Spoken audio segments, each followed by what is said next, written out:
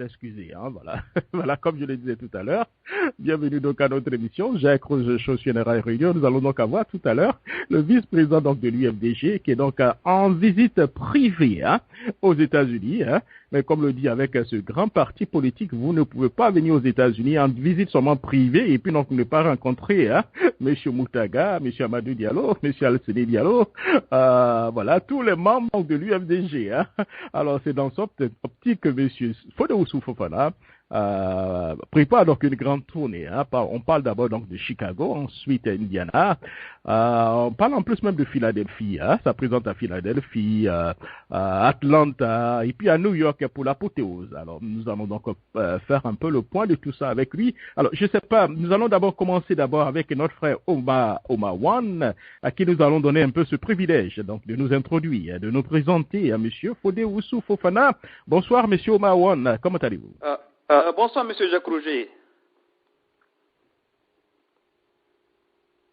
Bonsoir, Monsieur Jacques Rouget. Monsieur Wan, est-ce que vous nous entendez, Monsieur Wan?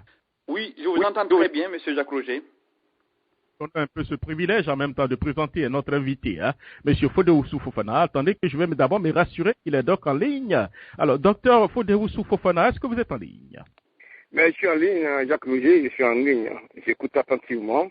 En tout cas, merci de cette opportunité. Alors, voilà. Nous allons aller donc du côté donc de M. Omar Wan, hein, qui va avoir donc ce privilège donc de vous présenter, de vous introduire. Hein. Allez, M. Wan.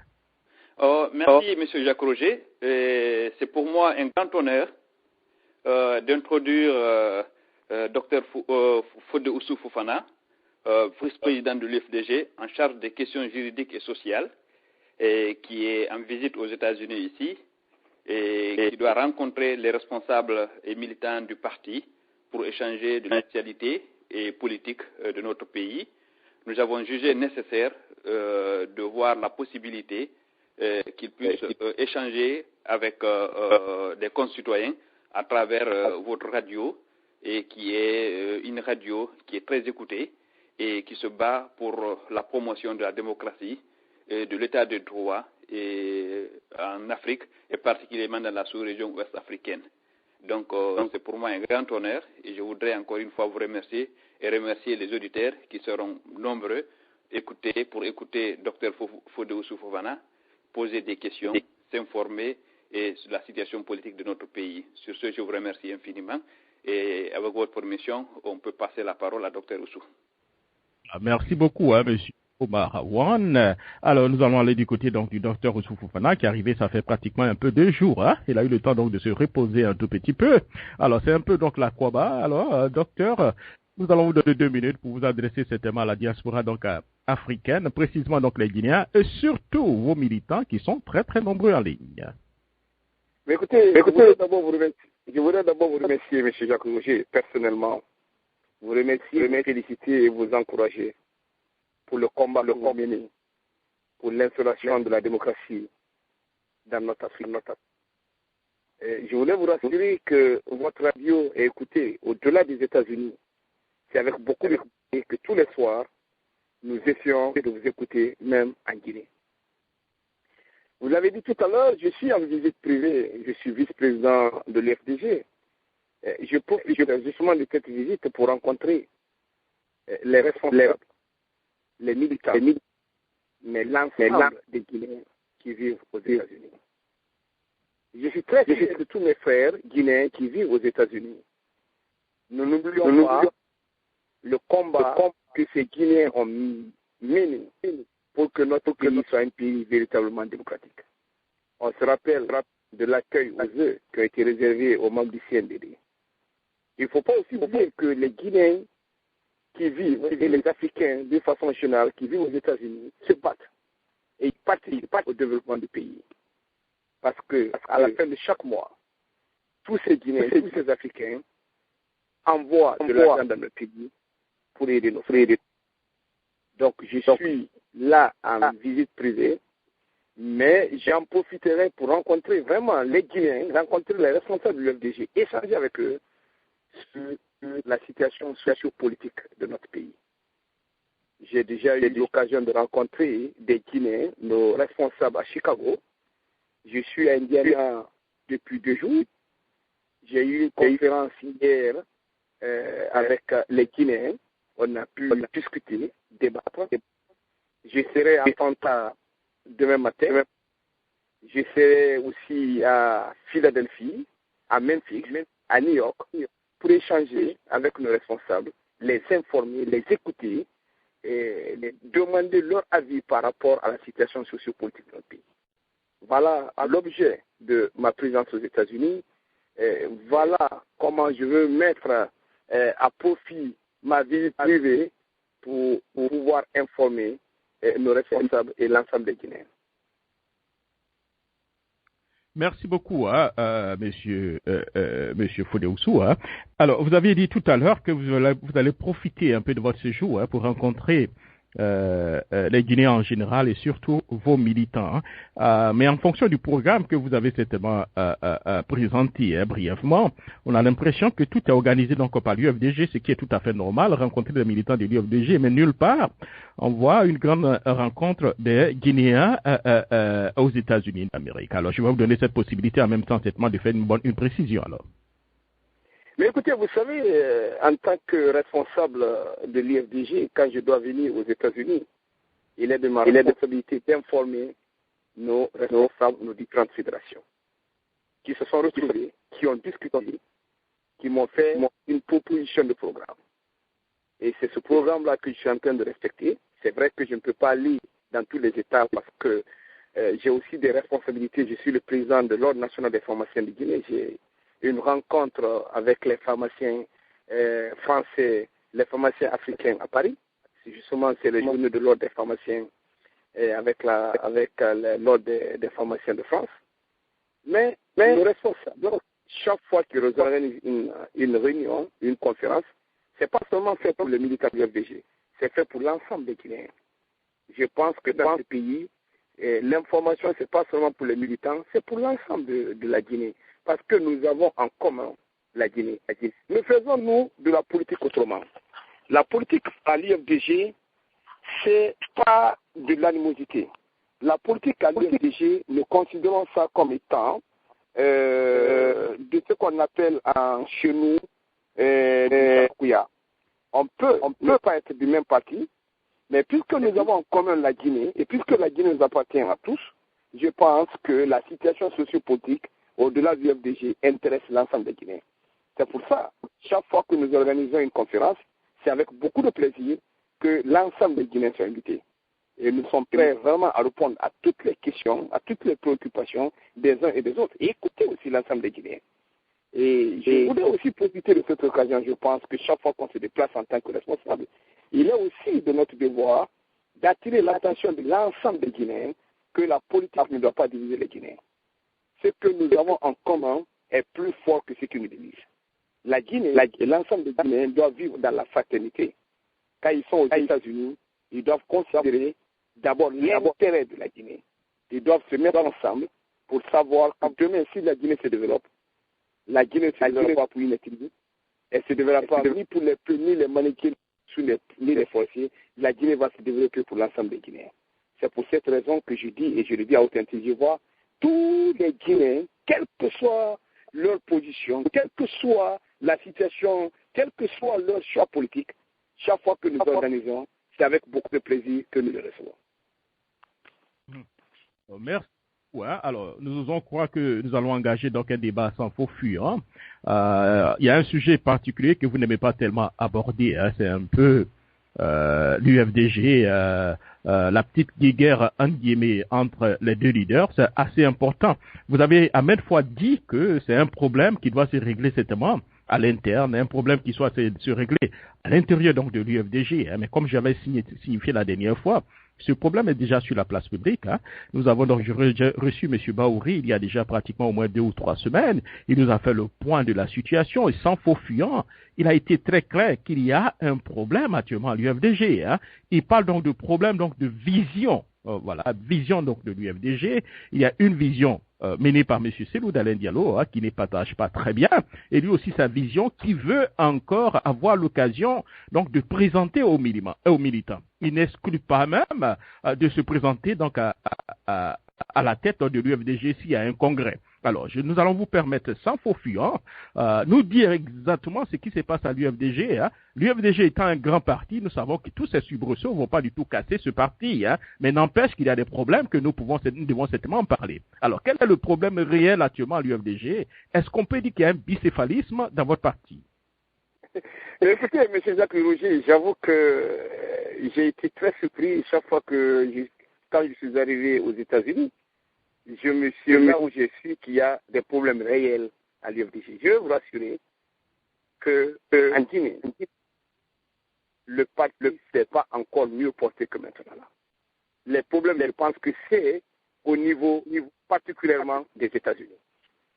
Vous disiez il y a 48 heures, en tant que leader, j'avais pensé que les problèmes d'un parti, quel que soit le problème, ça ne se discute pas sur la place publique, ça se discute à l'interne. C'est ça la valeur d'un leader d'un parti politique. Parce qu'il faut avoir du respect pour des gens qui se battent. Il faut avoir du respect pour les militants.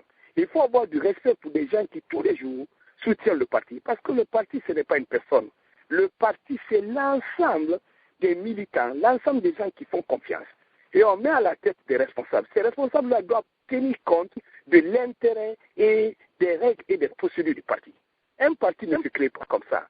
Je me suis dit, honnêtement, très sincèrement, ce n'est pas bien pour un leader, pour un responsable de parti, de mettre sur la place publique les problèmes internes du parti. Malheureusement, comme vous l'avez dit, on est obligé des fois de donner des informations. Parce que qui ne dit rien consent. Le principe, il est aussi clair. Qui ne dit rien consent. Je vais vous expliquer parce que pour nous, il n'y a jamais eu de bicéphalisme à l'UFDG. Je ne connais pas de parti qui soit mieux organisé que l'UFDG.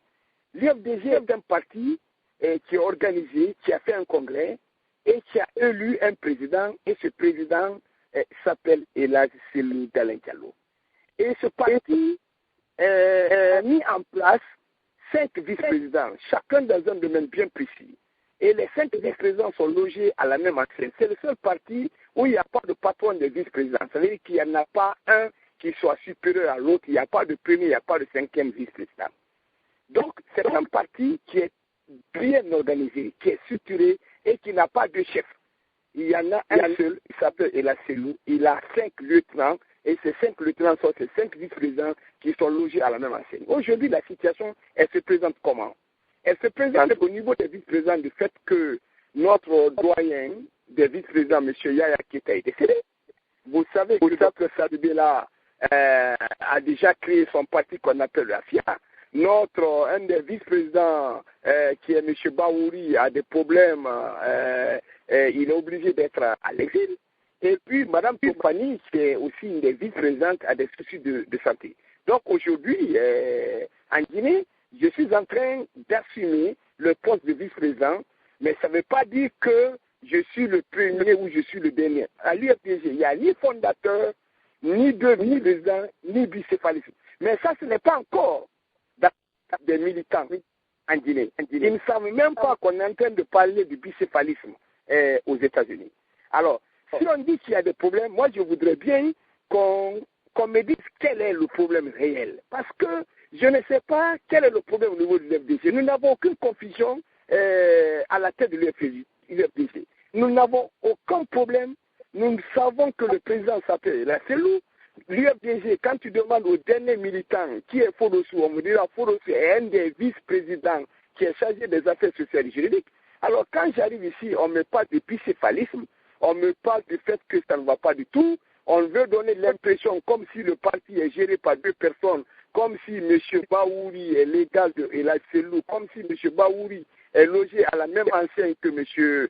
Cellou Dalein, comme s'il y a un problème d'idéologie. On dirait que le parti, on dirait que c'est une personne qui a 2 têtes. L'UFDG est un parti qui est bien organisé et le président s'appelle Elhadji Cellou. Il en a 5 vice-présidents. Nous sommes le seul parti aujourd'hui en Guinée qui est capable de faire 3 conseils politiques par semaine, faire un bureau exécutif par semaine et faire une assemblée générale par semaine.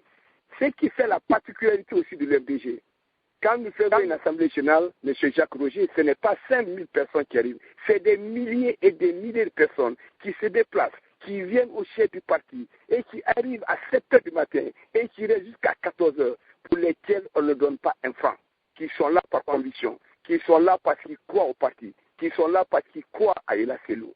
Ella Sello est devenu tellement populaire en Guinée, il est devenu l'icône, on l'appelle Ella Sello aujourd'hui à Conakry, l'ouragan.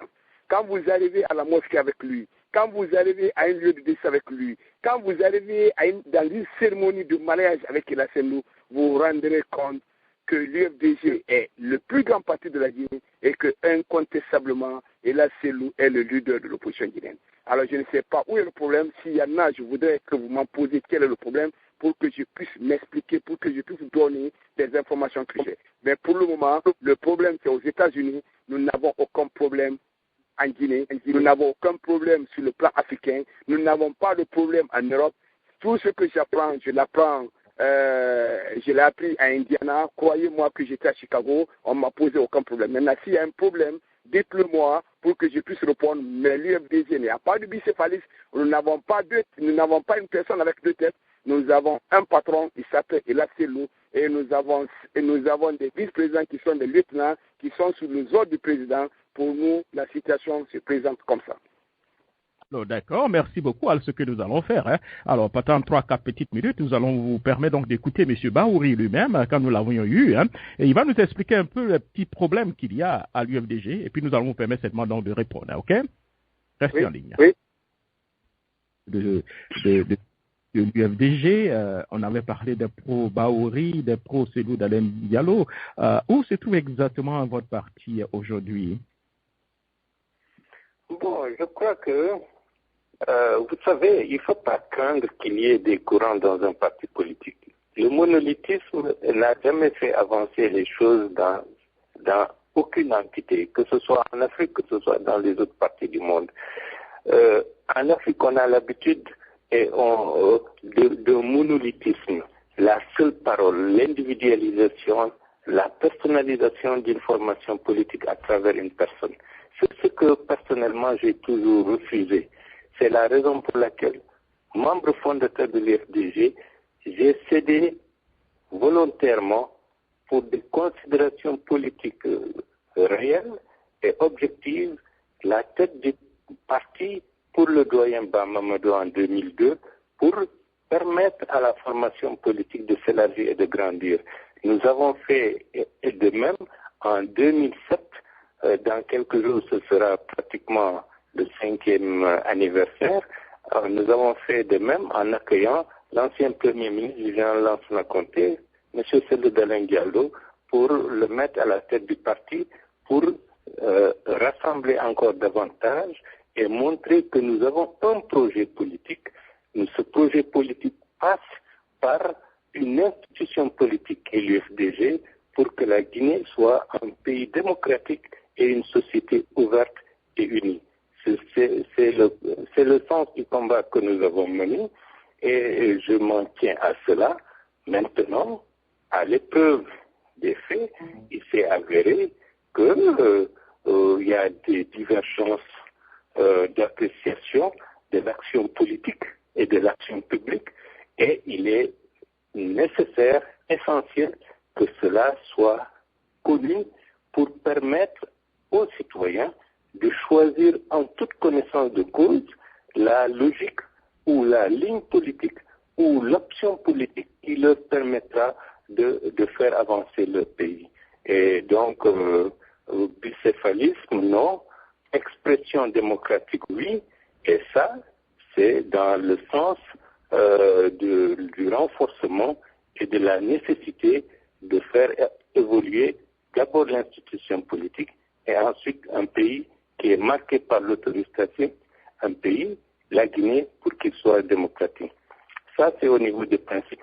Maintenant, il y a des choses qui ont fait que je suis aujourd'hui exilé et ceux qui dirigent le parti par rapport à cela n'ont pas suffisamment joué le rôle qu'on aurait pu attendre d'eux.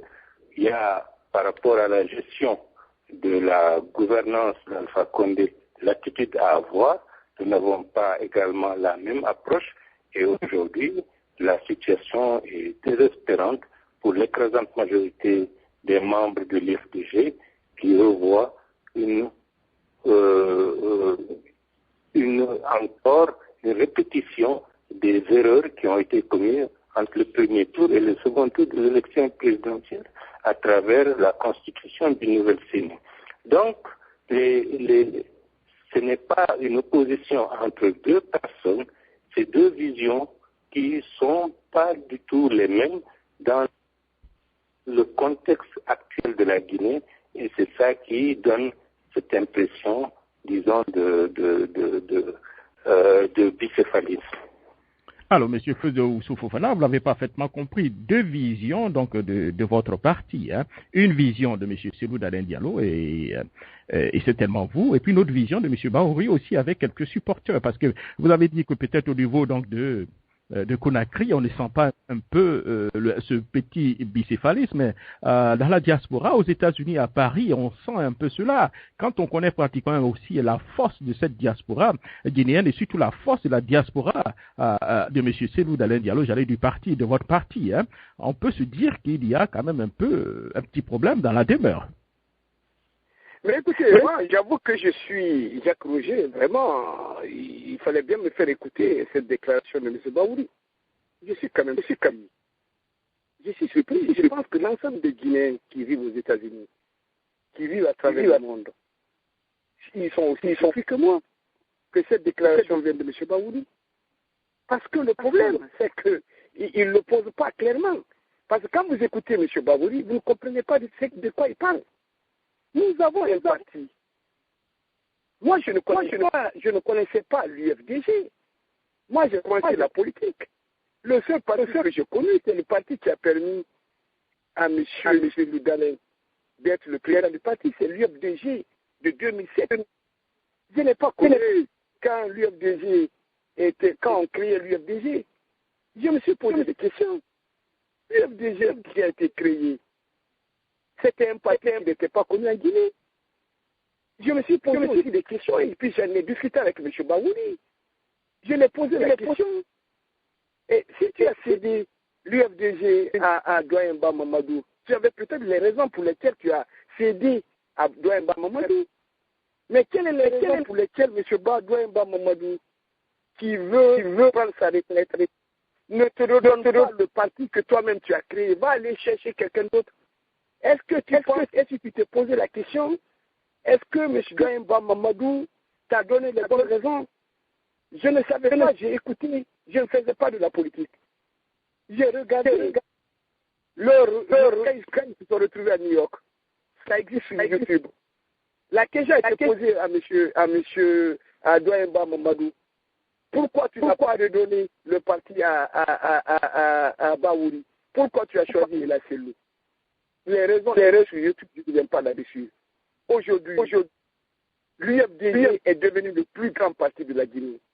L'UFDG est devenu un parti qui existe, qui a été premier au premier tour de l'élection présidentielle.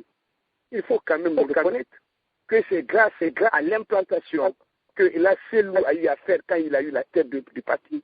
Grâce à la confiance que des milliers et des milliers de Guinéens ont eu confiance à lui. Et je suis convaincu que si nous sommes à l'UFDG, beaucoup de Guinéens comme moi ne sont pas venus à l'UFDG parce qu'il a été créé par Bahouri. Ils sont venus par rapport à la politique qui a été prônée par Ila Sello. Aujourd'hui, l'élection présidentielle ne s'est pas passée quand M. Bahouri n'était pas là. Si M. Bahouri n'était pas en Guinée, qui considère qu'on a fait trop d'erreurs, j'aurais compris. Mais aujourd'hui, que M. Bahouri soit en France pour dire que nous avons commis des erreurs pendant l'élection présidentielle. Et les deux plus grosses erreurs qu'on nous a reprochées, ce sont des erreurs qui ont été commises par M. Bahouri lui-même. Quand M. Bahouri tient un discours sur la place publique en disant en Guinée que les commerçants vont fermer les boutiques et que les gens retournent ça sur nous en disant qu'on va affamer le peuple. Ça, ce n'est pas il a dit. Quand M. Bahouri est allé sans consulter qui que ce soit, aller signer avec Mardraba Sarang la veille des élections pour dire qu'on est capable d'envoyer nos représentants à Sydney et à Koussa, là où on a chassé l'ensemble des militants. Ça, c'est pas il qui l'a fait. Ça, c'est M. Baouri qui l'a fait. Il l'a fait sans concertation. L'élection présidentielle ne s'est pas passée devant à l'insu de M. Baouri. Aujourd'hui, je suis très surpris de l'écouter. C'est pour ça je pense qu'il faut qu'on mette à la place publique pour que tout le monde comprenne la vérité. Parce qu'on ne peut pas continuer à laisser M. Baouri créer dans la psychose pour dire comme si l'ensemble des militants sont divisés en deux groupes. Il n'y a pas de groupe à l'UFDG. Il y en a un seul. C'est les militants convaincus. Mais croyez-moi que si M. Baouri a quelques militants qui sont derrière lui, ça n'a aucune influence sur l'UFDG.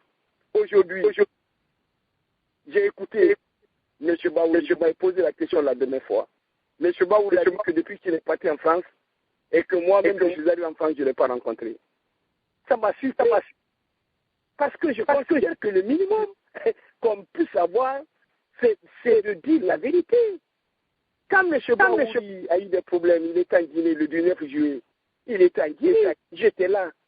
Nous avons échangé. Et quand M. Baouri est rentré dans la clandestinité, qui gérait l'UFDG? C'était moi, et là, celui n'était pas là. Quand j'ai pris la télévision Ganga, la télévision Évasion, je suis arrivé chez M. Baouri. J'ai dit que les militaires guinéens ont vandalisé le domicile de M. Baouri. Et quand j'ai pris un huissier pour porter plainte contre X, je pensais que c'était un soutien qu'on apportait à M. Baouri pour dire qu'on était de cœur avec lui. Personne ne souhaite être dans la situation avec M. Baouri. Nous avons un problème aujourd'hui. Ce n'est pas le problème du bicéphalisme. Le problème que nous avons aujourd'hui, c'est comment nous allons trouver les meilleurs avocats du monde pour défendre M. Baouri. Parce que je suis convaincu qu'il n'a absolument rien à voir avec ce problème d'attentat. Personnellement, je ne sais pas jusqu'à ce qu'on me donne la preuve. Je pensais que le dossier devait se situer à ce niveau-là. M. Baouri n'est qu'un simple vice-président. Et quand je vois des signatures, premier vice-président, fondateur, il y a ceci, il y a cela, nous ne connaissons pas quand l'UFDG a été fondé. L'UFDG que nous connaissons, c'est l'UFDG de Ella Selou d'Alain Diallo. Je pense que ceux qui sont autour de M. Baouri, qui aiment M. Baouri, doivent pouvoir lui dire la vérité. On ne peut pas avoir deux patrons dans un parti. Aujourd'hui, l'UFDG est dirigé par un homme qui est parvenu à rassembler autour de lui, au-delà d'une ethnie, l'ensemble des Guinéens. Nous sommes parvenus aujourd'hui à faire de l'UFDG le plus grand parti de la Guinée. Ce qui est important pour moi, ce n'est ni Fodossou, ni M. Baouri, ni Ella Selou. Ce qui est important, c'est l'ensemble de ces militants.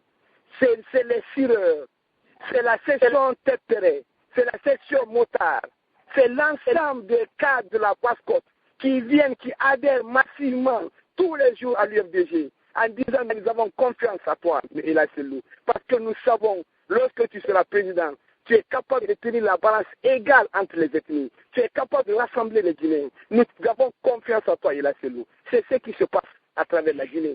Et c'est ce qui se passe au niveau de l'UFDG. Allez aujourd'hui à Conakry, demandez même à un fou quel est le plus grand parti de la Guinée. On vous dira que c'est l'UFDG. Demandez-le quel est le parti le mieux organisé. On vous dira que c'est l'UFDG. Nous n'avons même pas besoin de de passer de communiquer. Nous sommes tellement bien structurés qu'on est capable de rassembler 15 000, 20 000, 50 000 personnes en une heure de temps. C'est ce qui fait la force du parti. Je pense qu'il faut que le débat ait un niveau plus élevé. On ne peut pas rabaisser le débat jusqu'à ce niveau-là. Si M. Baouri a des problèmes, qu'il dise réellement quels sont les problèmes de M. Baouri. Est-ce que M. Baouri a envie d'exister?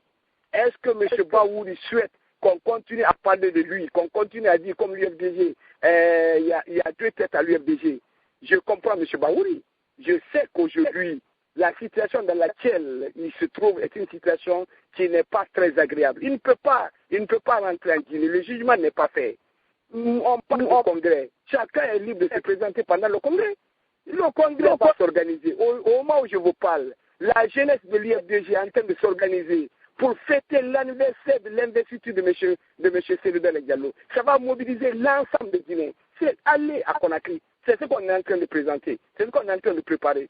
Et j'ai été choisi par l'ensemble de ces Guinéens comme étant le président d'honneur. Donc, je le dis à intelligible voix à l'ensemble des Guinéens qui m'écoutent que quand je suis venu en France, J'ai appelé M. Baouri parce que je considère que sur le plan humain, en tant que vice-président, en tant que collaborateur, c'est normal que je vienne quand je viens en France, c'est normal que je l'appelle. Je n'ai pas parlé avec le diable, j'ai parlé avec M. Baouri. Ce n'est pas avec le répondeur que j'ai parlé avec M. Baouri. Et nous n'avons pas parlé pendant 1 minute, on a parlé pendant 10 minutes. Et M. Baouri m'a promis que le lendemain, il allait me rappeler pour que je vienne chez lui. Le lendemain, je l'ai appelé, il n'a pas pris le téléphone. Je l'ai rappelé, il n'a pas pris le téléphone. J'ai pris le téléphone de quelqu'un d'autre, j'étais gêné. Parce qu'il ne connaissait pas son numéro. Quand je l'ai appelé, il a pris le téléphone. Je lui ai dit, mais tu joues à quoi, M. Baouri? Je ne viens pas te voir pour te demander. Je viens te voir pour savoir dans quelle situation tu es pour que je puisse faire un compte rendu à nos militants, à nos responsables. Parce que c'est gênant pour moi de venir jusqu'à Paris et que je retourne à Conakry en disant que je ne t'ai pas rencontré. Lors de mon dernier voyage, j'ai appelé Baouri, mon tout dernier voyage, je l'ai appelé. Mais il a essayé d'appeler Baouri, combien de fois il n'a pas pris de téléphone? Il a appelé combien de fois il n'a pas pris de téléphone? Et là, c'est aller plus loin. Quand on lui a demandé, même tout dernièrement, il a accepté l'inacceptable. Il a appelé Baouri. Il a dit, il faut qu'on se rencontre. Baouri a dit au président du parti, je ne te rencontre que lorsque j'aurai des témoins. Quels témoins? M. Baouri, aujourd'hui, est dans un parti, et ce parti a pour président il a c'est nous.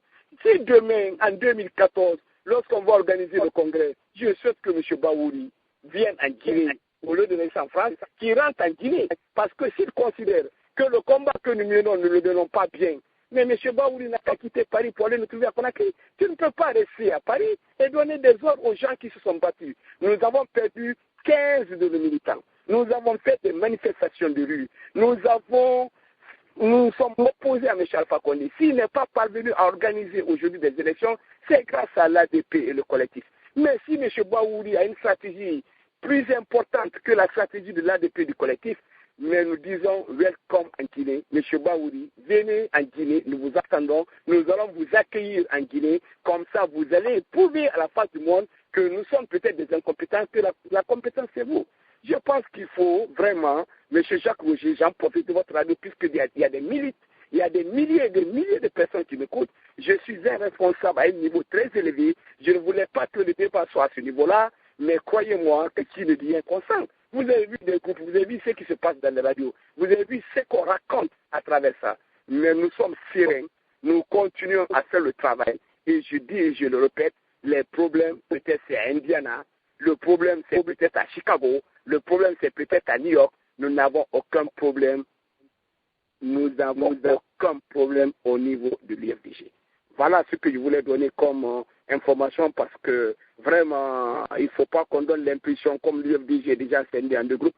L'UFDG, ce n'est pas Pita contre l'AD, ce n'est pas Timbi Badina contre Timbi Touni. L'UFDG est un parti national qui a une vision claire et qui a pour objectif de rassembler l'ensemble des Guinéens. Et pour nous, ce qui compte, ce n'est pas le nom de quelqu'un, ce n'est pas ton origine, ce n'est pas ce qui a été tes parents. Ce qui compte pour nous, c'est ce que tu es capable de faire. Si tu es un homme respectueux, tu es un homme honnête, tu dis la vérité, tu aimes la Guinée, tu veux sortir la Guinée de la misère et de la précarité, l'UFDG, la porte de l'UFDG est grandement ouverte.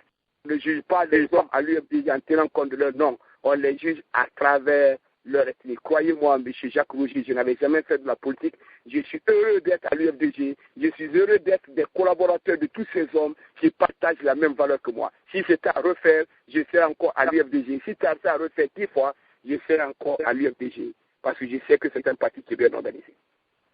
Alors, merci beaucoup, M.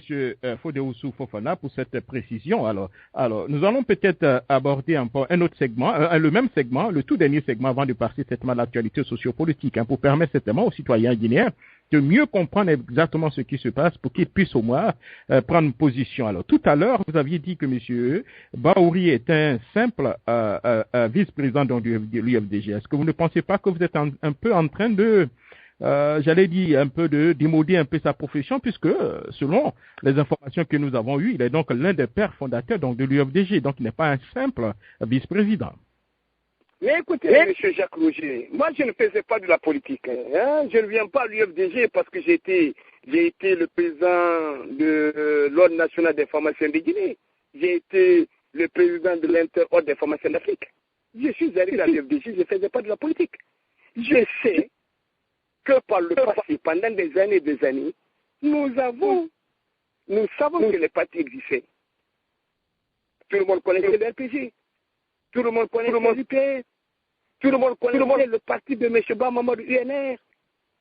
Qu'est-ce que l'UFDG était pendant cette période? Est-ce que c'est Baoudi qui a créé l'UFDG? Je ne suis pas au courant, je ne faisais pas de la politique. L'UFDG que moi je connais, c'est l'UFDG dans lequel je suis rentré et qui a pour président M. Cellou Dalein Diallo. Quand M. Baoudi a donné l'UFDG à M. Bamamadou, je ne faisais pas de la politique. Comment voulez-vous que je me retrouve dans un parti qui fait un congrès, qui élit un président, et puis il devient le président du parti, et ce président élit des vice-présidents, il fait des règlements, les statuts des règlements, il désigne 5 vice-présidents, et il loge les 5 vice-présidents à la même enseigne, il n'y en a pas un premier, il n'y en a pas un cinquième. Vous voulez que je fasse quoi?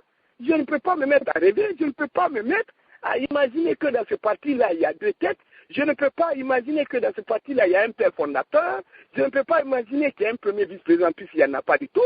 Ce que je sais, c'est que l'UFDG a un statut, et ce statut a élu des vice-présidents. Je n'ai pas été coopté, j'ai été élu par un congrès, et ce congrès a élu une liste, et sur cette liste, il y avait 5 vice-présidents, et ce congrès n'a pas dit qu'un vice-président est supérieur à un autre, et ce congrès n'a pas dit que dans le parti, il y a un président fondateur.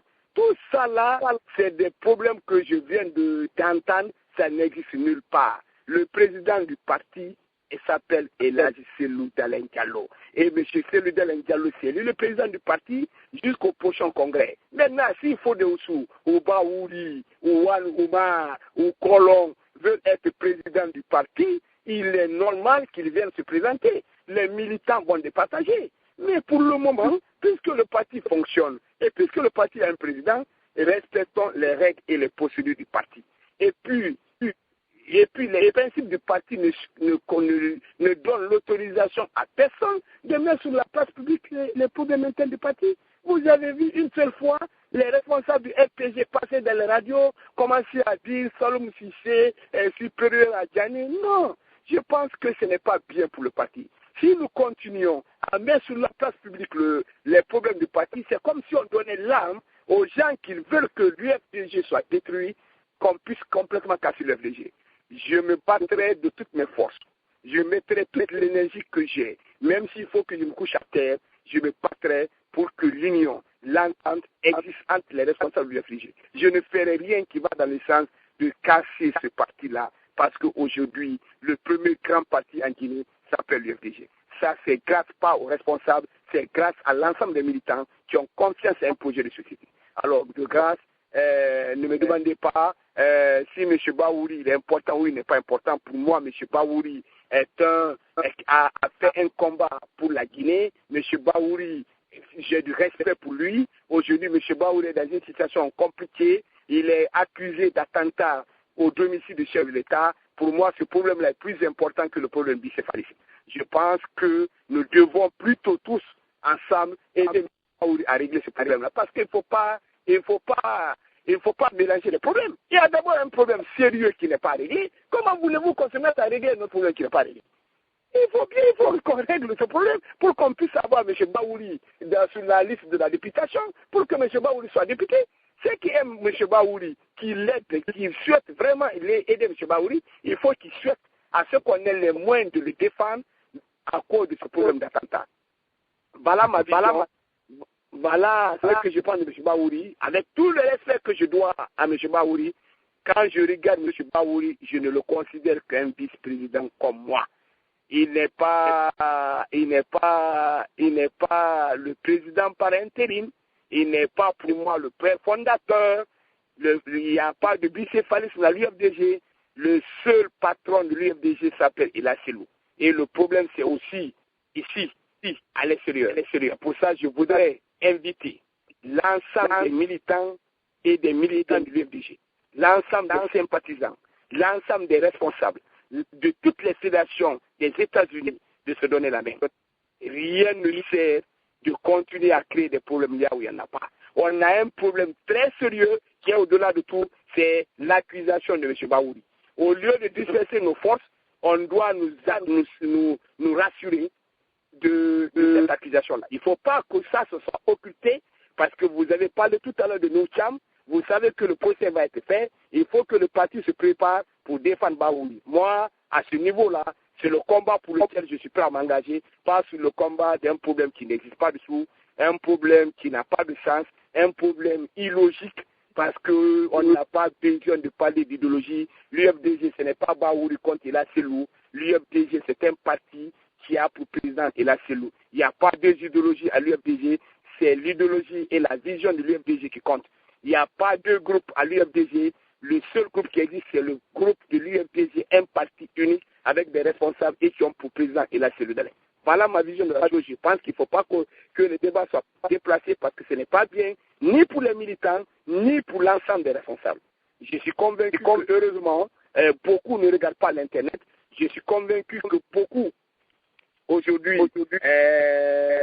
ne savent pas ce qui se passe là. Mais j'aurais souhaité, puisque le problème n'est pas encore posé, que vous invitez vous-même M. Bahouri et qu'il vous dise réellement, sans parler, sans faire trop de théorie, sans contourner quel est le problème. Mais moi, pour aussi, je l'ai appelé. S'il a dit que je ne l'ai pas appelé, pour tout le respect que je le dois, je considère que ça c'est un gros mensonge. Je n'ai pas besoin de dire que je l'ai appelé. J'ai appris encore ici que je suis venu aux États-Unis, que je ne l'ai pas appelé. Je ne savais pas qu'en venant aux États-Unis, je suis obligé de prendre la permission. Si le statut disait qu'il fallait prendre la permission, j'aurais pris la permission. Je suis arrivé aux États-Unis en visite privée, j'ai rencontré les fédérations. Pour moi, quand les différentes fédérations de l'UFDG à l'extérieur représentent Ella Selou. Alors quand tu arrives à Chicago, Ella Selou de Chicago s'appelle Alseni. Quand tu arrives à Indiana, Ella Selou de Indiana s'appelle Muntaga. Quand tu arrives à Philadelphie, le Ella Selou de Philadelphie s'appelle Colon. C'est comme ça le parti organisé. Quand j'arrive ici, je prends contact avec les responsables qui sont là, je les informe. Ils m'ont accueilli. Comme on doit accueillir un vice-président, je tiens à remercier l'ensemble de nos responsables de l'accueil qui m'a été réservé depuis mon arrivée ici. Merci beaucoup, M. Fodé Oussou Fofana. Vous avez dit quel était le vrai problème. Alors, certaines personnes de vos militants pensent que vous êtes un technocrate. M. Selou Dalein Diallo est un technocrate.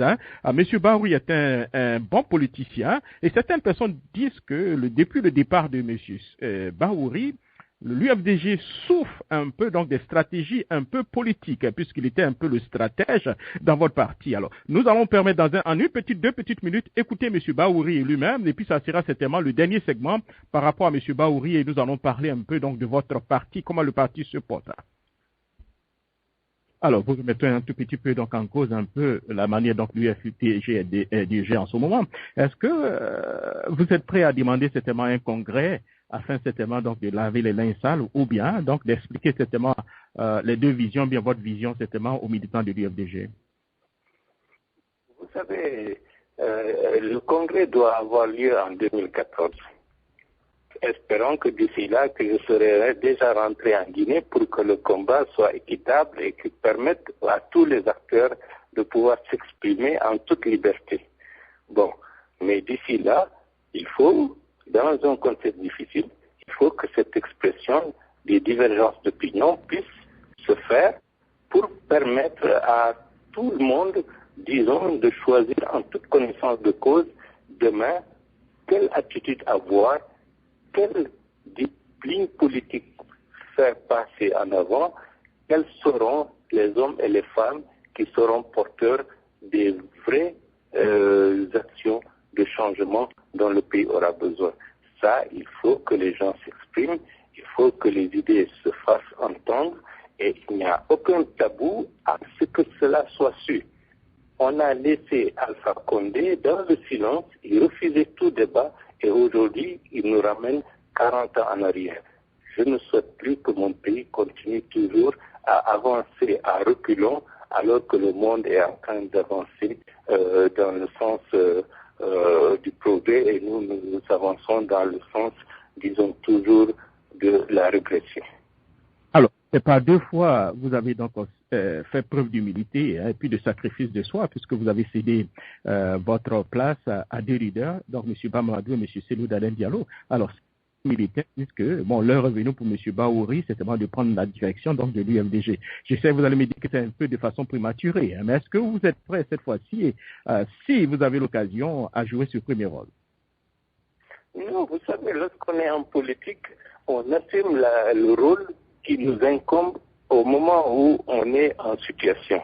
Je me suis toujours battu en politique, j'ai toujours pris des initiatives avec d'autres, bien entendu, pour que ce pays change et ce pays aille dans le sens du progrès.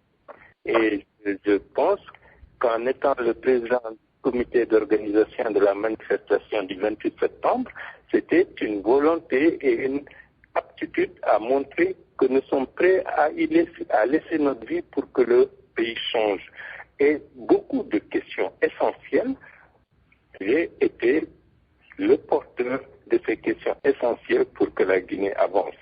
Et demain, si l'écrasante majorité des militants et des militants de l'IFTG me font confiance et se disent que je suis à même de porter leur espoir, je suis prêt à l'assumer comme j'ai assumé d'autres responsabilités par le passé.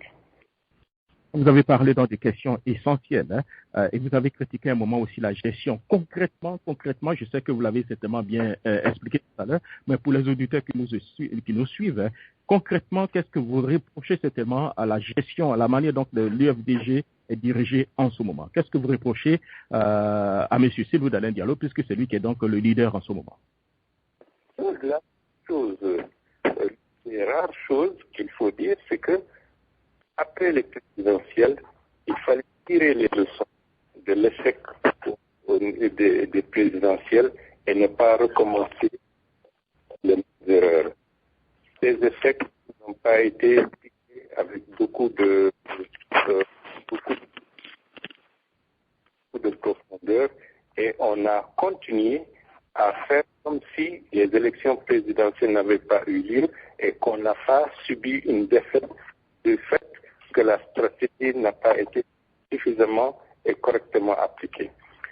Pour être plus précis, regardez, M. Alpha Condé vient au pouvoir, il viole la Constitution, il viole les droits de l'homme, il veut ramener la Guinée 40 ans en arrière, et en fin de compte, l'UFDG, puisque je ne peux parler que pour l'essentiel que pour l'UFDG, la seule chose, c'était de revendiquer et d'organiser des manifestations pour des marches, pour réclamer un dialogue avec un dictateur qui était en train de mener sa politique de manière systématique et de manière planifiée. Ça, c'est une erreur fondamentale et qui nous coûte excessivement cher aujourd'hui. La deuxième erreur, si c'était ou même faute, c'est par rapport à la gestion du 19 juillet. Le numéro 2 du parti est impliqué comme étant l'organisateur, selon Alpha Condé, de l'attaque contre son domicile. Il a été, par chance, il a pu s'échapper, d'autres n'ont pas eu cette chance, et le parti qu'il a fondé, à travers sa direction, a été en deçà des responsabilités qui devaient lui permettre de prendre ce dossier comme étant le dossier essentiel contre la gestion du gouvernement actuel. On a fait comme si rien ne s'était passé et aujourd'hui, le recours à la violence, à l'intimidation est chose courante. Je peux même vous dire que mardi dernier, un de nos responsables, Elhadj Modou, une grenade a été lancée contre son domicile. Par chance, il n'était pas à l'intérieur, sinon il aurait été déchiqueté et certains de ses membres de sa famille, par miracle, n'ont pas été blessés. Et ça s'est passé mardi dernier à 20h. Et jusqu'à présent, le gouvernement guinéen n'a pas dit quoi que ce soit. L'opposition n'a pas élevé le ton pour demander des explications par rapport à cette atteinte à la vie physique d'un des responsables politiques guinéens. Je considère que tout cela, ce sont des fautes qui doivent permettre aux citoyens d'ouvrir les yeux et de se rendre compte qu'il faut... Alors, M. Fode Oussou Fofana, vous avez dit qu'est-ce qu'il vous reproche concrètement? Il vous a énuméré pratiquement les 2 points qui reprochent cette débat. Mais écoutez, monsieur, vraiment, pour tout le respect que je dois à M. Baouri, je ne sais pas si on est sur la même planète. Parce qu'en écoutant M. Baouri, je suis complètement confus. Est-ce que c'est le même Baouri qui parle? Parce que vous savez, je vous dis, monsieur Jacques Roger, quand il y a eu attentat, monsieur Noucham, il y a eu attentat, l'homme le plus courageux de l'UFDG est rentré dans la clandestinité. Il est en France.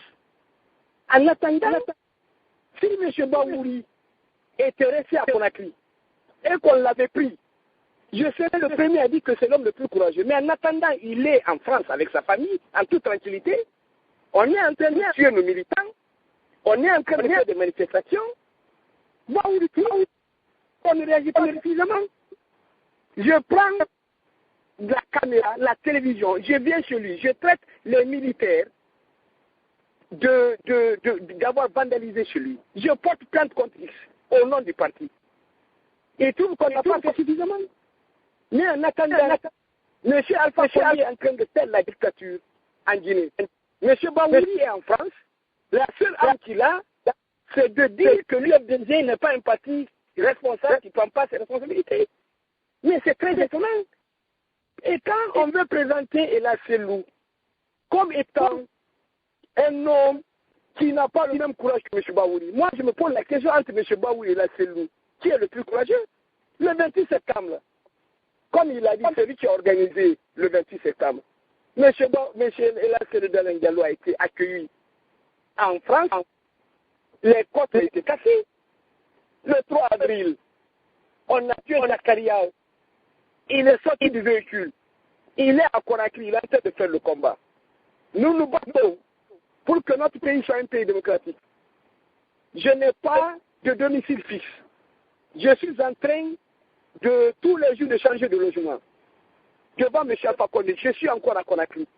J'ai la possibilité de rester aux États-Unis. J'ai la possibilité d'aller à Dakar. J'ai la possibilité, moi aussi, d'aller quelque part, me coucher là, continuer à dire que l'opposition n'agit pas suffisamment. Honnêtement, très sincèrement, je voudrais que M. Baouri accepte de prendre son avion, rentrer en Guinée, aller à côté de Noucham, aller à côté des militants, aller à côté des jeunes qui aujourd'hui sont en prison, tout simplement parce que l'un a été le chauffeur de M. Baouri. Comment tu veux, pour assommer ta vie, laisser les autres dans le pétrin et continuer à dire que ceux qui sont là-bas, qui sont en train de se battre pour l'installation de la démocratie, ne le font pas bien? Comment tu peux imaginer que nous n'avons pas tiré les leçons de l'élection présidentielle au moment où tu as quitté la Guinée le 19 juillet? L'élection a été programmée, on a donné les résultats au mois de novembre, le 7 novembre, les résultats ont été proclamés. L'investiture a eu lieu au mois de décembre. C'est au mois de juillet qu'il y a l'attentat. On a travaillé ensemble, on a tiré les leçons ensemble. Et tu considères qu'on n'a pas tiré les leçons? Quand par ta faute, le vote de Sigiri et de Koussa ont été validés. Le vote de Sigiri et de Koussa a été validé pas par la faute de la CENI, pas par ma faute, pas par la faute de l'ensemble des militants, par la faute de M. Baouri qui est allé lui-même, sans mandat, sans que quelqu'un lui donne le mandat, il allait signer avec Mme Zarabasaran en disant que l'UFDG est capable d'envoyer les représentants à Sigiri à Koussa. Il était 22 heures. Comment voulez-vous envoyer des représentants à Sigiri à Koussa au moment où on n'a pas de militants? Non, attendez, mais il faut qu'on soit quand même sérieux. Il faut qu'on mette la balle à terre. Il faut qu'on mette la balle à terre. Pour tout le respect que je dois à M. Baouri, je l'attends à Conakry. Ce n'est pas à Paris. Ce n'est pas, on ne gagne rien en mettant en place, en mettant sur la place publique les intérêts d'un parti. L'ennemi aujourd'hui, s'il y a un combat à mener, ce n'est pas contre la CELU, ce n'est pas contre les militants et les responsables du FDG. Le combat qu'on doit mener, c'est le combat contre M. Alpha Condé. Si nous avons un combat à mener, c'est le combat parce que M. Baouri est accusé d'attentat chez le chef de l'État. En attendant, il est en France, il est en exil. Pour moi, le combat le plus important, c'est ça. C'est l'ensemble des militants et des militants doivent se battre pour ce combat-là. 2014, c'est pour bientôt. Chacun est libre d'être candidat. Mais je ne sais pas qui est candidat, qui ne l'est pas. Il ne sait pas quel est l'avis des militants par rapport à lui. Le jour du congrès, il saura si c'est lui qui est le plus populaire ou si c'est lui qui a l'unanimité. Un congrès va se faire, c'est un congrès démocratique. S'il est élu président du parti de l'UFDG, chacun décidera de laisser le parti. Mais en attendant, M. Baouri a créé un parti de sa propre responsabilité. Il a donné à Douemba Mamadou, c'est lui qui sait pourquoi il a donné. Je dis et je pose la question, peut-être poser cette question à M. Mamadou, quand il partait à la retraite, pourquoi M. Mamadou est allé chercher Ila Selou et il a laissé Baouri, tu l'as laissé le parti. C'est certainement parce qu'il n'avait plus confiance à Ila Selou qu'à Baouri. Il n'y a pas de raison qu'il ne donne pas.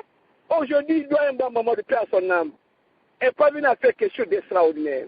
Elle n'est pas venue, grâce à sa vision, à faire de l'UFDG, puisqu'il a eu confiance à Ila Selou.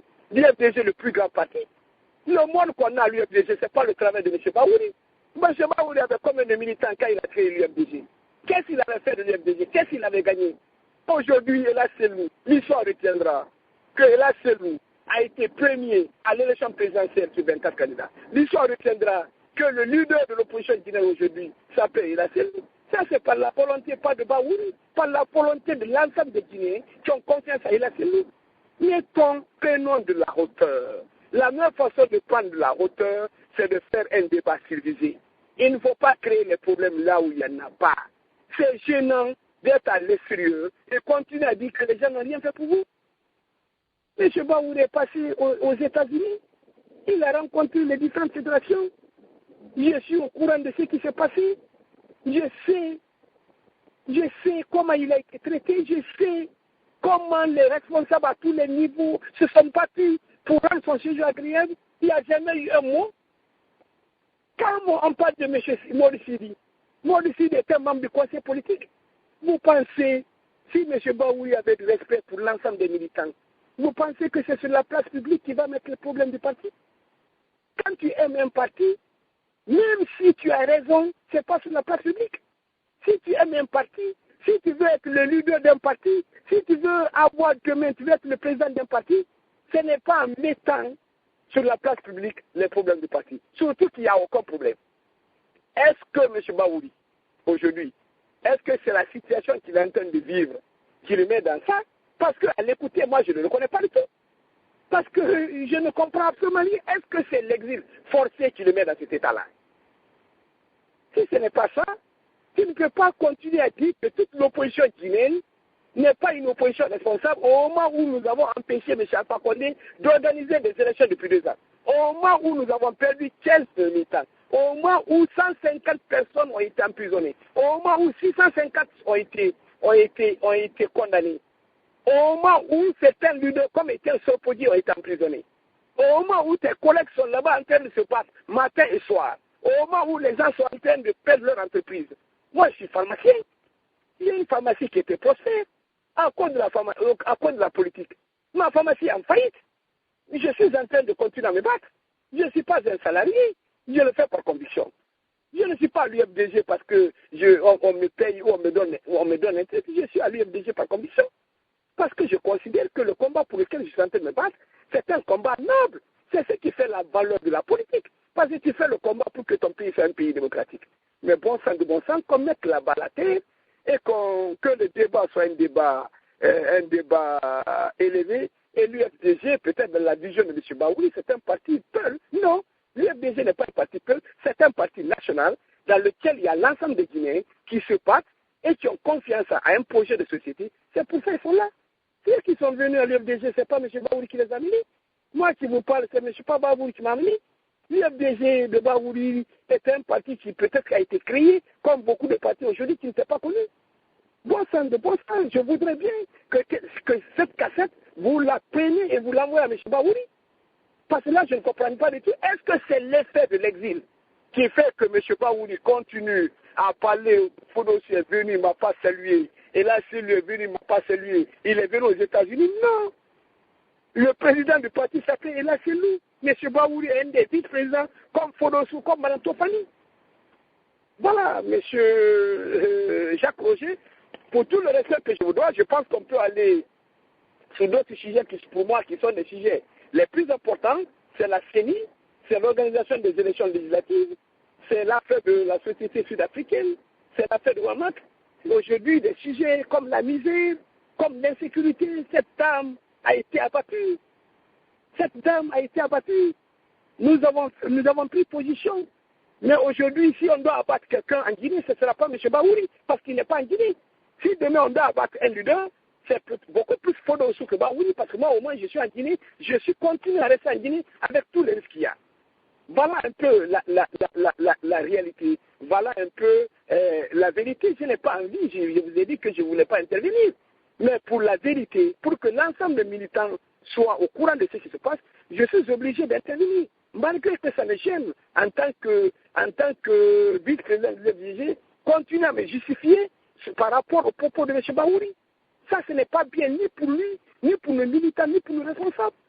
On ne peut pas mener un combat pendant des années au moment où nous sommes à côté de la victoire, qu'un de nous se lève, continue au lieu de parler de l'attentat du chef de l'État, au lieu de nous aider à l'aider pour que cette situation soit réglée, continue à faire comme si on n'existe pas, continue à faire comme si on était intelligent, comme si on est inintelligent, continue à faire comme si c'est de la poux qui est dans notre tête, continue à faire comme si l'UFDG est un problème de pita et de l'AB. Non, l'UFDG n'est pas un problème de pita et de l'AB, sinon moi je ne serais pas à l'UFDG. Parce que je ne suis ni de l'AB ni de pita. Je suis un Guinéen qui se bat pour des valeurs. Et pour moi, ce qui compte sur quelqu'un, ce n'est pas ton nom, ce n'est pas ton ethnie, ce n'est pas ce que tu as été, d'où tu es sorti, qu'est-ce qui a été tes parents. Ce qui compte pour moi, c'est les valeurs que vous avez. Monsieur Jacques Roger, vous n'êtes pas Guinéen, mais croyez-moi que j'ai du respect pour vous. J'ai de la considération pour vous, parce que vous avez prouvé à l'ensemble des Africains que vous aimez l'Afrique, que vous aimez le continent africain, que vous aimez la vérité, que vous aimez l'Afrique et que vous pensez et que vous souhaitez que la Guinée avance. Je vous inviterai le jour où nous allons avoir le pouvoir en Guinée. Vous serez parmi mes invités, vous serez en Guinée, on va montrer à l'ensemble des Africains comment on peut gérer un pays. Parce que nous allons gérer en tenant la balance égale en toutes les ethnies de la Guinée. Merci beaucoup à M. Fodosou Fofana. Comme l'avait dit, nous allons passer certainement aux différents segments. Veuillez vraiment nous excuser. Hein. C'était assez important puisque M. Baouri a organisé beaucoup d'interviews. Hein. La majeure partie donc, des auditeurs aussi de vos par rapport à tout ce qui se passait. Hein. La majeure partie des leaders qui arrivaient disaient non, qu'il n'y avait pas de problème ou bien que les problèmes se réglaient à l'intérieur donc de l'UFDG. Donc nous n'avions pas certainement un peu donc de réponse. Alors Dieu merci, vous avez pu certainement répondre un peu à cette question. Alors passons certainement à l'un des segments aussi importants. Il s'agit donc de l'organisation des élections législatives actuellement en Guinée. Hein. Vous l'avez dit tout à l'heure, vous avez fait pratiquement au moins 2 ans pour forcer le président Alpha Condé à appliquer la Constitution, à savoir certainement donc la répartition équitable donc des sièges au niveau donc de la CENI. Après ce combat, aujourd'hui vous êtes retrouvé selon vous avec 9 membres plus un de M. Jean-Marie Doré. Hein. Alors concrètement, nous vous posons la question, qu'est-ce que vous avez gagné dans ce combat? L'UFDG, qui est le premier parti politique, vous êtes arrivé au premier tour avec 40%. Aujourd'hui, vous vous retrouvez avec 2 membres, selon M. Baouri, un membre à la CENI, hein, un membre à la CENI. Qu'avez-vous concrètement gagné? Pourquoi avez-vous accepté certainement de prendre seulement un seul membre, alors que, de par donc vos résultats, vous pouvez certainement avoir la moitié au moins des membres de la CENI? Pourquoi avez-vous accepté un peu ce compromis?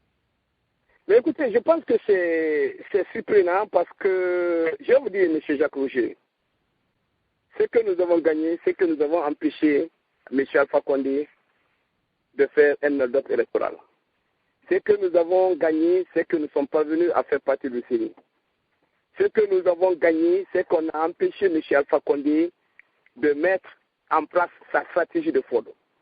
Ce que nous avons gagné, c'est qu'aujourd'hui, la communauté internationale sait qu'il y a un problème guinéen. Il ne faut pas oublier le combat que l'ADP et le collectif ont organisé. Quand M. Alpha Condé a été élu, la logique voudrait quoi? La logique voudrait qu'on sorte de la transition. On devait organiser les élections en 6 mois. Qu'est-ce qui s'est passé? Le président de la République de Guinée, M. Alpha Condé, a d'abord contesté le fichier qui lui a permis d'être président. C'était très curieux. Parce que M. Alpha Condé a dit qu'il y a 3 régions qui ont voté pour lui. La Basse-Guinée, la Haute-Guinée et la Guinée forestière. Et qu'il avait eu 52,5%. Mais dès qu'il a été élu, il a contesté le fichier qui lui a permis d'être président. C'était curieux. M. Alpha Condé a voulu faire un recensement intégral. Il a dit que dans ce fichier, il y avait des enfants de 8 ans et que le fichier n'était pas bien et que ces militants n'étaient pas recensés dans le fichier. On s'est posé la question, qui donc a voté pour lui? Ça prouvait à suffisance. C'est ceux qui pensaient que l'élection ne s'est pas passée dans les règles de l'art avaient raison. M. Alpha Condé a voulu nous imposer le CENI. Nous nous sommes battus, on a fait des manifestations pour dire qu'on n'est pas d'accord, il faut que le CENI passe. M. Alpha Condé a amené de l'Afrique du Sud du matériel avec une société sud-africaine qui devait travailler avec Sabari Technologies. Et Sabari Technologies a pour patron Khan, et M. Khan était le représentant du RPG au niveau de la CENI.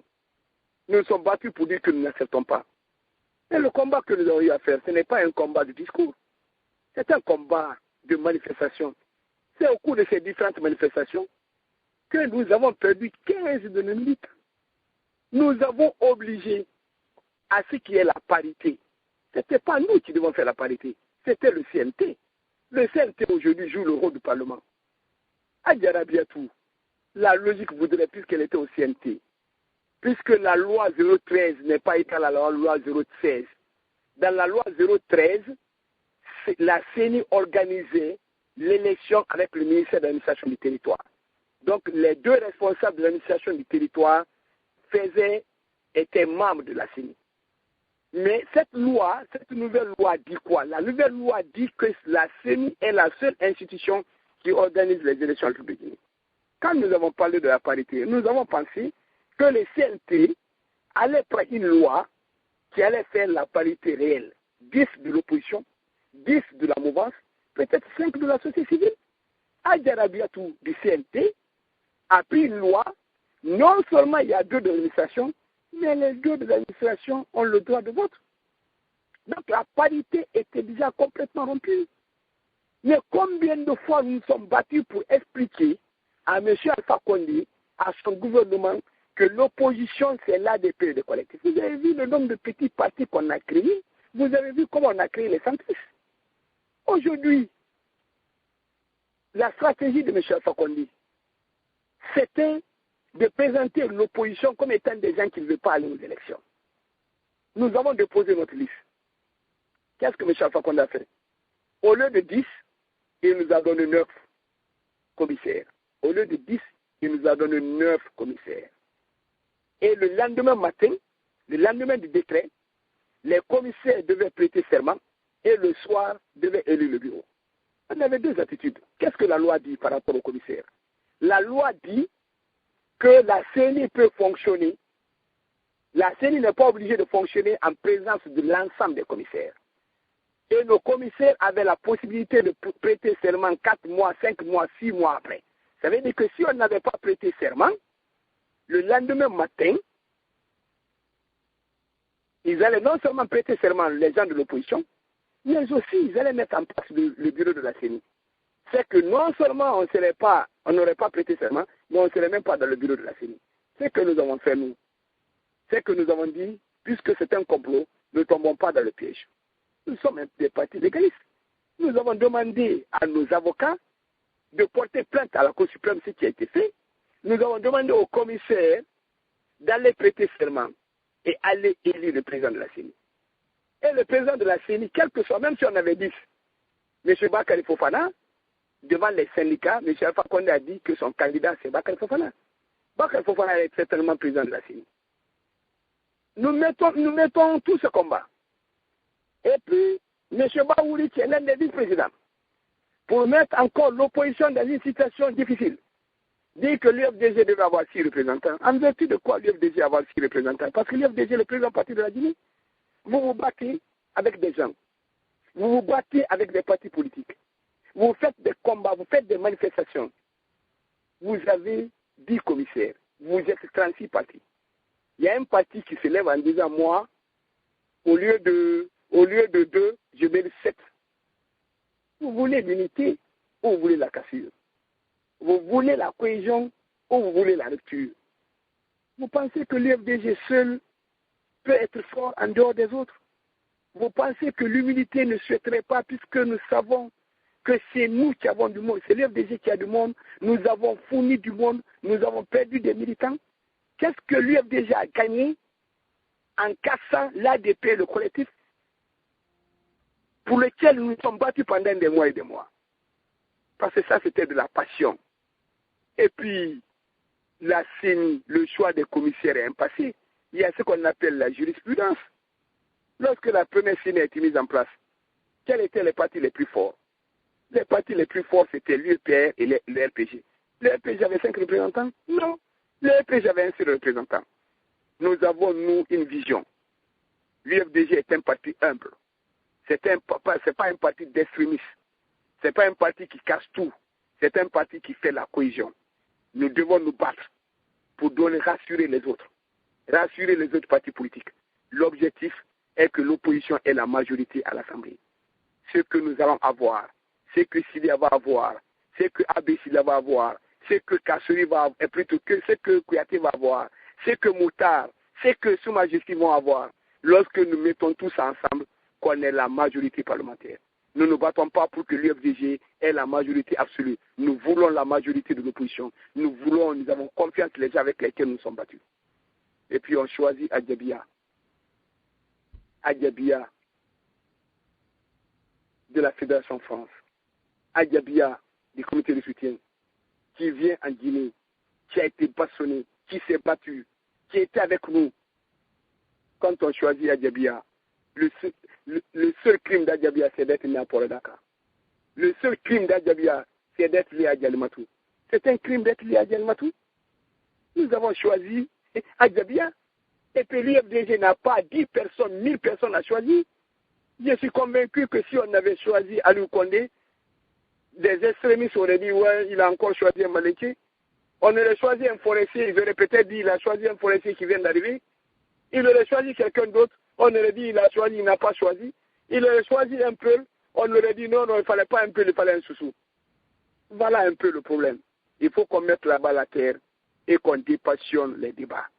Vous avez vu les critiques qu'on a dit quand Adjabia a été choisi. On n'a pas dit qu'elle est incompétente. On n'a pas dit qu'elle n'a pas le niveau. On n'a pas dit qu'elle n'est pas honnête. On n'a pas dit qu'elle n'est pas sincère. On n'a pas dit qu'elle n'aime pas le parti. On n'a pas dit qu'elle n'est pas membre du parti. On a dit tout simplement qu'elle est de Port-Dakar. Et certainement, si elle est de Port-Dakar, elle est liée à Djalmatou. C'est un crime d'être liée à Djalmatou?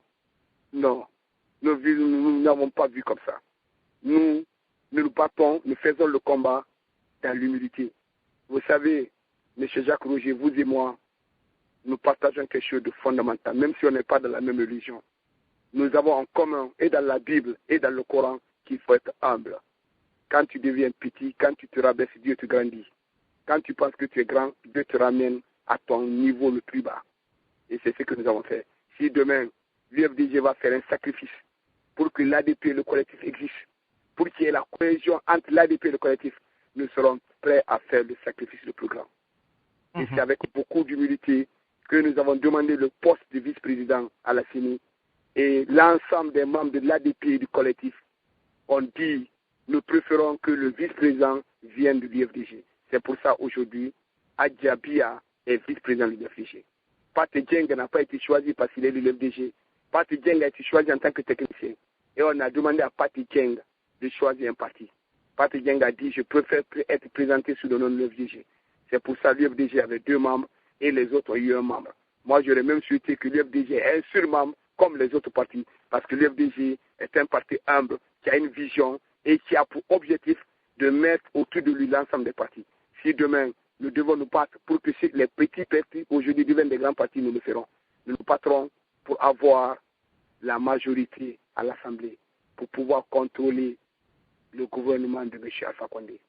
Alors, justement, le combat n'est pas de savoir qui va avoir la majorité, qui ne va pas avoir la majorité. Le combat consiste à empêcher M. Alpha Condé d'avoir l'exécutif et le législatif.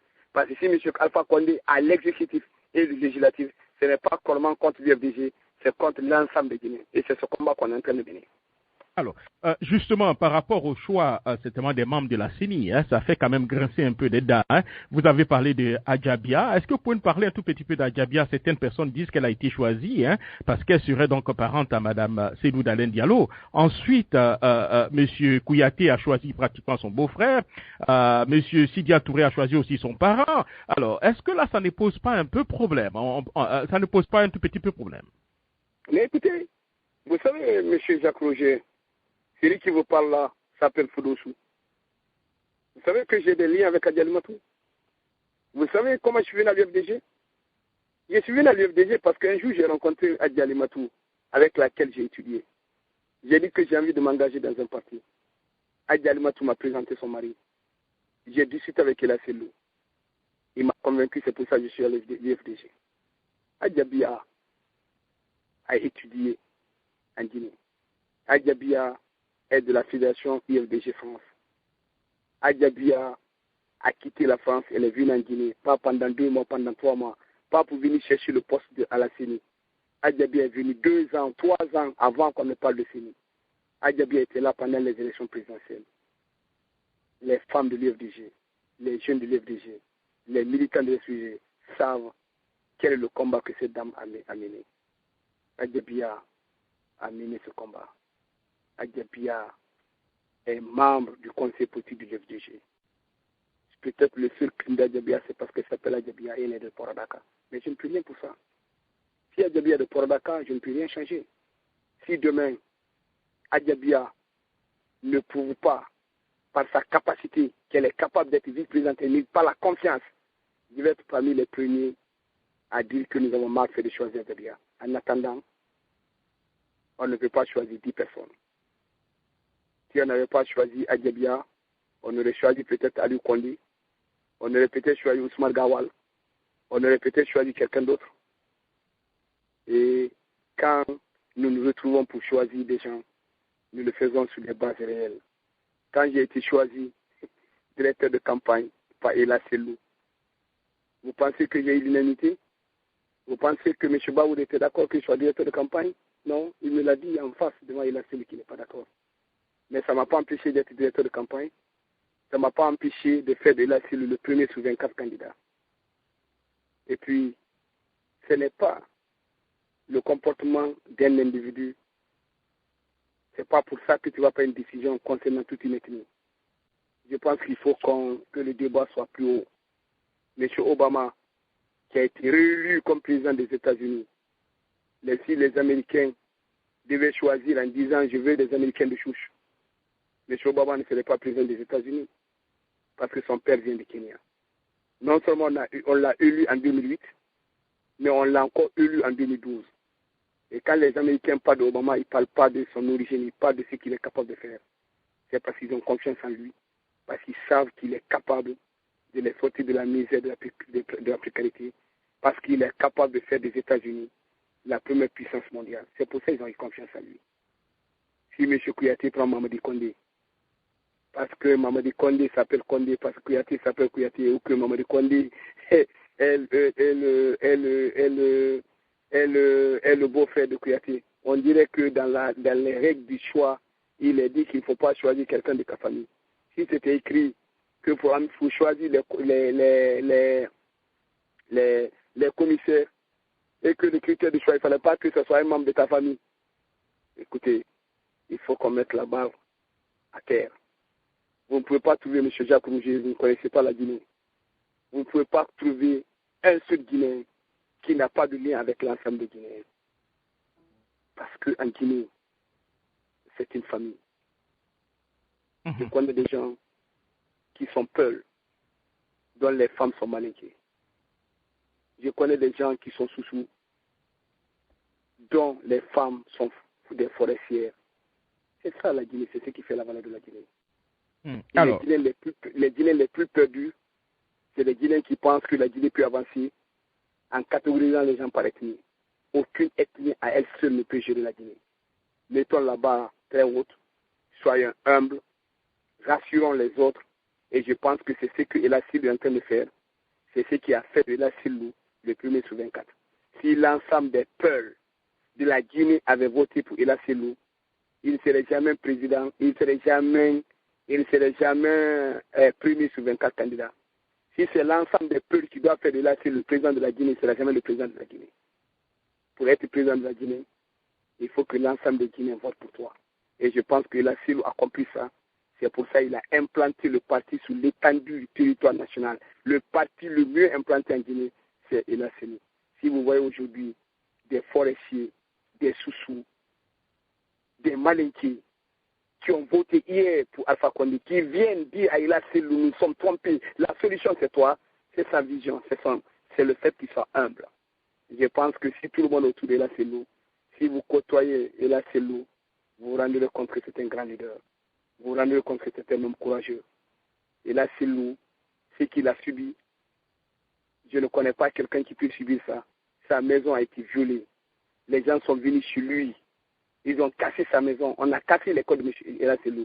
Chaque fois qu'il y a des manifestations, même la dernière manifestation, on envoie des gaz lacrymogènes chez lui. Il est toujours en Guinée. Il continue toujours à mener le combat. Et quand quelqu'un est capable de faire ça, c'est un homme courageux. C'est pour ça que je considère que le combat ne se fait pas en dehors, il se fait à l'intérieur. Alors, Monsieur Fodé, je vais vous poser, Monsieur Fofana, je vais vous poser deux questions rapidement et puis prendre au moins quelques questions des auditeurs pour certainement vous libérer. Hein. Alors, vous avez été reçu par le chef de l'État, le président Alpha Condé. Hein. À votre sortie, vous aviez dit que Monsieur Alpha Condé était manipulé par son entourage, alors que nous savons que c'est le président Alpha Condé qui a choisi son entourage. Alors, et ce qui a fait dire à quelques personnes que vous seriez peut-être un cheval de Troie à l'intérieur certainement donc de l'UFDG. Alors, je vais vous permettre certainement donc d'éclairer les uns et les autres qui sont donc en ligne. Écoutez, je vais vous dire, Monsieur Jacques Roger, beaucoup avaient pensé que l'UFDG était un parti pâle. Beaucoup avaient pensé que Dr Fodé Oussou, Alain Touré étaient là juste pas parce qu'on a confiance en eux. Ils étaient là pour la coloration. Ce n'est pas ce qu'on nous a montré. Si vous regardez l'UFDG de la base au sommet, un bureau n'est validé que l'ensemble des membres viennent sur le territoire national. Il faut que toute la Guinée soit dans la structure avant qu'on ne valide une structure. Quand j'ai rencontré M. Alpha Condé, je l'ai rencontré sous l'insistance de Ella Selou Dalein. Quand on m'a contacté, je connais les règles et les procédures. Je n'ai pas parlé au président. Ella Selou. Il m'a dit, va le rencontrer. Je le président, ce n'est pas bien que je rencontre M. Alpha Condé, parce que M. Alpha Condé, moi, nous n'avons rien à me dire. Je n'ai pas envie de le rencontrer. Je ne veux pas créer des doutes dans la tête de l'ensemble des militants qui ont du respect pour moi, qui m'honorent, M. Jacques Roger. Vous ne pouvez pas savoir quelle est la situation que je vis en Guinée. Je suis incapable d'acheter même un jus d'orange, parce que quand je rentre, quand les militants me reconnaissent, ils disent c'est Dr Oussou. Quand je veux sortir de l'argent, on me dit tu ne payes pas. Quand le petit cireur, s'il m'appelle, quand je veux donner de l'argent, il me dit non, tu ne paieras pas. Et je suis prêt à cirer ta paix toute l'année. Ça n'a pas de valeur. Ça, c'est plus que des milliards. Il fallait bien que M. Ella Selou Dalein m'autorise à rencontrer M. Alpha Condé. Quand j'ai rencontré M. Alpha Condé, je l'ai rencontré pendant 2 heures. Quand je suis sorti, quand M. Alpha Condé m'a dit que le sac de riz, grâce à sa politique agricole, et que le kilo de riz local coûtait 5 000 francs, j'ai dit, Monsieur le Président, on est en train de vous mentir. Parce que le sac de riz coûte 7 000 francs. J'ai rencontré M. Alpha Condé, j'ai fait le compte rendu. On n'a pas de leucémie. J'ai fait exactement le compte rendu de tout ce qui s'est passé.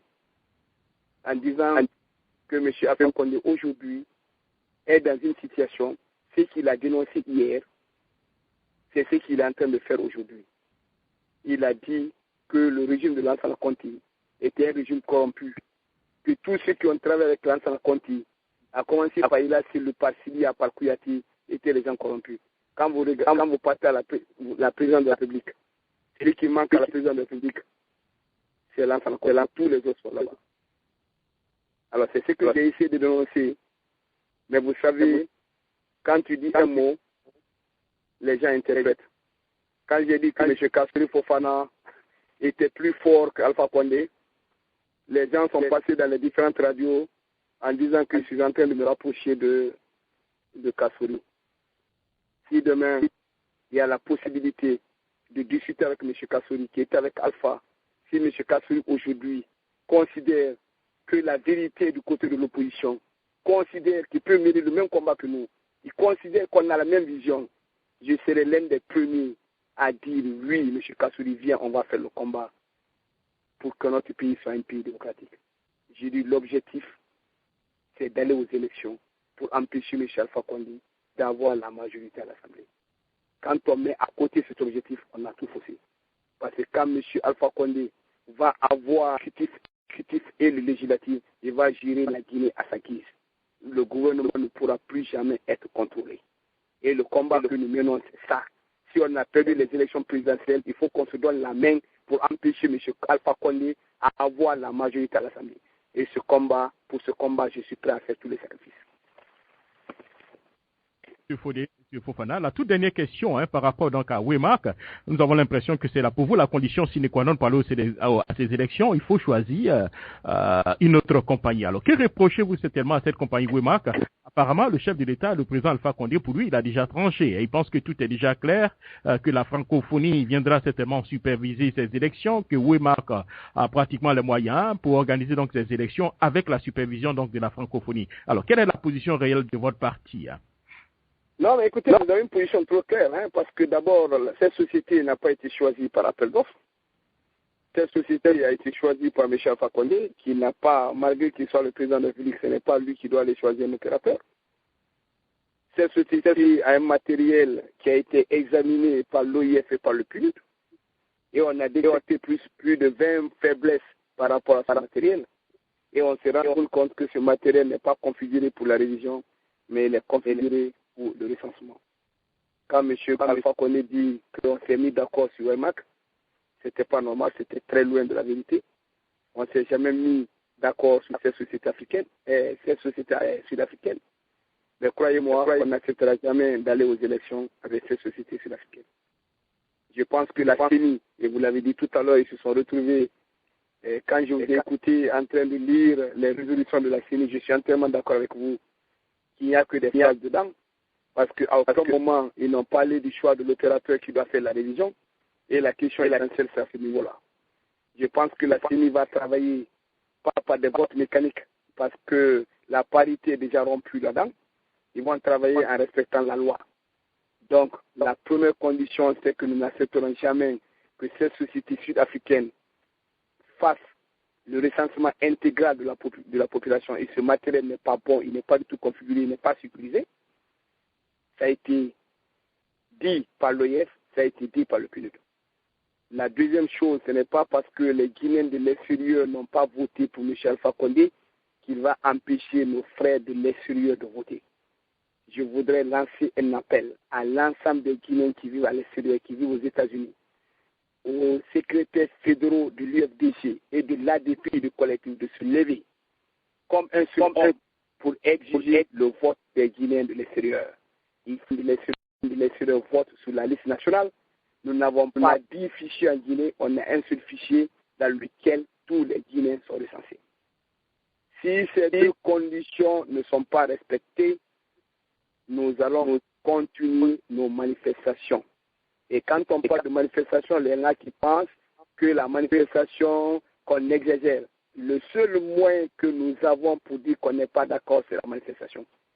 Et la manifestation est consacrée par la Constitution. L'article 10 de la Constitution guinéenne autorise les partis politiques légalement agréés de manifester s'ils ne sont pas d'accord. Nous allons continuer à manifester jusqu'à ce que M. Alpha Condé comprenne qu'il ne peut pas gérer la Guinée à sa guise, qu'on est obligé de gérer la Guinée pas par la volonté du président, on gère la Guinée en respectant la loi. Pour nous, la question essentielle qui reste à régler, c'est qui va faire la révision des fichiers, quel est l'opérateur qui va faire, et le vote des Guinéens est une obligation. Si ces deux conditions sont réglées, nous allons aux élections parce que nous sommes convaincus qu'il n'y a aucun moyen pour M. Alpha Condé d'avoir la majorité.